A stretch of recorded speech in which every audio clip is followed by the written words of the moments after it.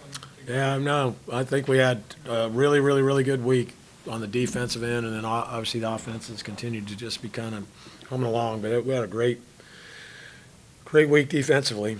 You know, that was two good halves there. We had a little 5-minute letdown there at the end of the into the first half. But yeah, our numbers are getting better, and the guys are playing with great effort, playing with great physicality, and against this team we played pretty clean too. You know, they came in.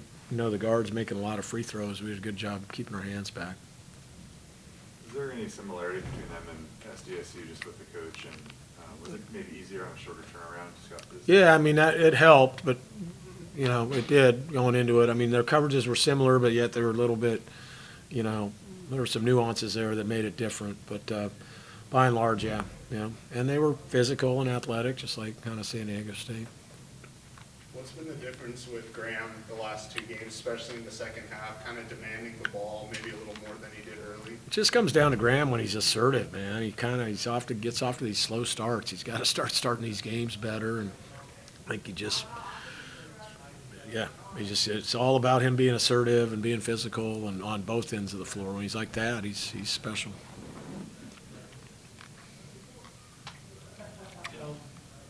Help on Beach State shooting just 2 for 20 from 3. What did you see out of your perimeter defense played so well tonight? They hit their coverages really, really well. They did a better job, I think, than we've done all year, really getting over the top of almost all of those screens.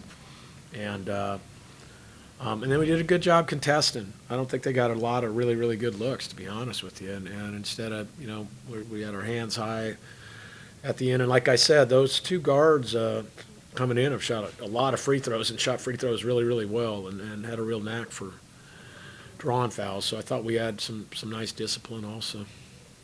Huff hasn't scored in single digits all season, 10 or more each game, and Stromer with a double-digit performance tonight. Can you kind of talk about the bench unit and how that's alleviating the start? Yeah, hey, I mean, I think I said at the start of the year, I mean, we got a lot of guys, and they're all kind of bunched together. And so, you know, I think so far we've been good about them getting a good rhythm.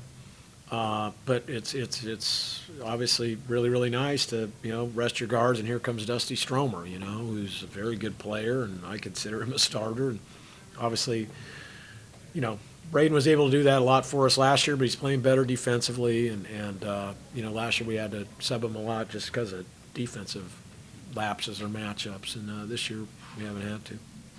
Stromer having a shift or two on SQ out there too, Tom? They were all switching and stuff, and yeah, they were all on kind of. Feels like it's been a really busy start of the season for you. How big is it to get a few days of, you know, no games to play before you head down to the Bahamas? Yeah, I mean, and I think we got a couple days is all, so we need to, you know, the thing about these 3 games in 3 days, and you could see just a variety of situations, you know, at the end of games. You could see different defenses, junk defenses. You could obviously see some, you know, a wide variety of how guys, you know, play offensively. So you try to just prep your team for all of those, and you know, you might have maybe a walkthrough here and there, but you're really just playing off everything you've worked on thus far. So hopefully we can rest tomorrow and then get some stuff in before we head down. What do you Yeah, it was a great defense performance from everybody. So everybody was on point. Everybody was hitting their coverages. The help was there on the backside. This game, and I think UMass Lowell was up there defensively for us. I mean, every game this year we've been dialed in. So kudos to the staff for giving us a great plan, and kudos to the guys for executing. Their coach obviously was at SDSU before this. Did it help on a short turnaround, especially to have someone of the size of what they were going to look like with just kind of their size the way that they play? Definitely. The staff had kind of informed us about that, and so we kind of knew it was going to be physical, just like SDSU. The guys would hit the glass hard, and we kind of knew what to look for. I guess, Graham, in the last 2 games here, you've kind of been really assertive at the beginning of the second half, getting to your shot. What's kind of been different in those 2 games, and what are you feeling? Nothing really. Nothing's been different. Just continue to stay with it. It's ups and downs in the game, but just continue to stay positive and know that if I end up falling, my guys will pick me up. Yeah, that's it. You know, talk about the defensive effort being strong, specifically against the 3 and the perimeter. They were held just 2 for 20. What's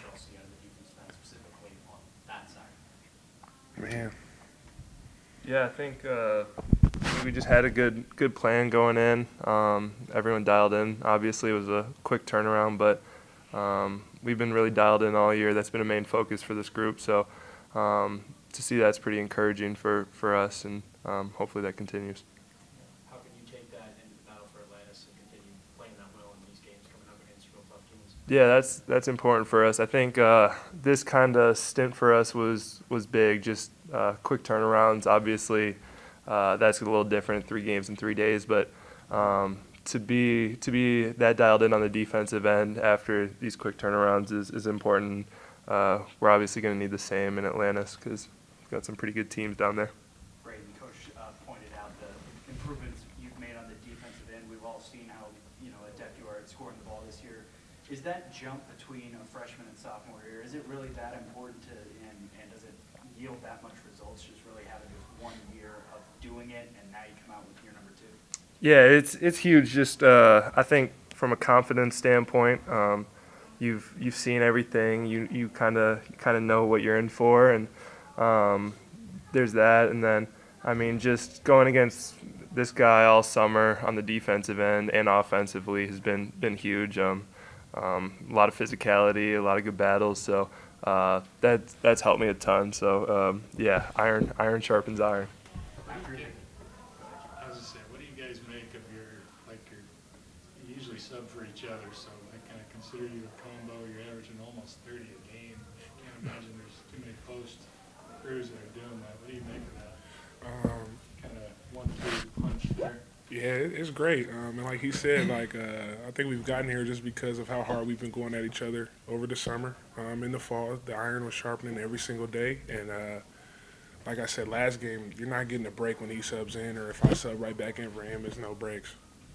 Yeah, Braden, Graham was pretty complimentary of you after the game in San Diego, talking about you guys being this great 1-2 punch. And when you also factor in, Michael and Ben, like the bigs just seem to have so much depth on this. Can you just talk about the relationship of the guys, who are down there on the block between all you guys, whoever's in the game? It always seems to be that you're kind of setting the pace. Yeah, it's awesome. I think each big brings something different to the table, which is really cool, and everyone makes an instant impact.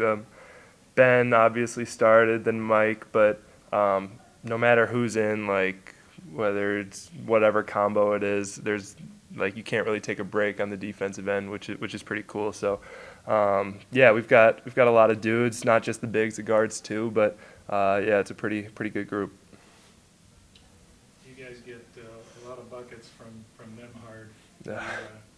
Does he charge a toll, a spinner, or a Dutcher mentioned? I that saw he should that, pay yeah. more. That was interesting. We're definitely going to dinner tomorrow. Yeah. So off days happening.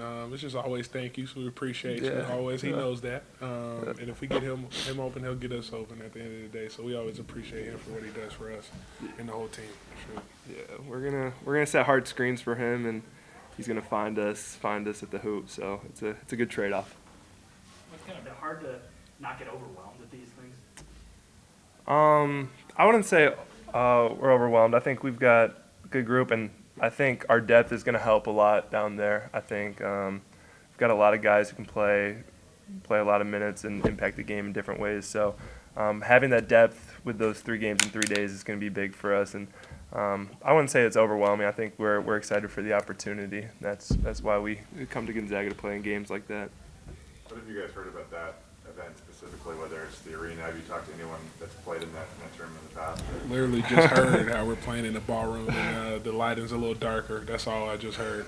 Yeah. Caleb, How'd you know? Yeah. I think he's the only one that's played in it before. Yeah. What else did he say? That was it. Yeah. Was he a fan of the lighting situation? And the Lakers, It's hard to say. Yeah.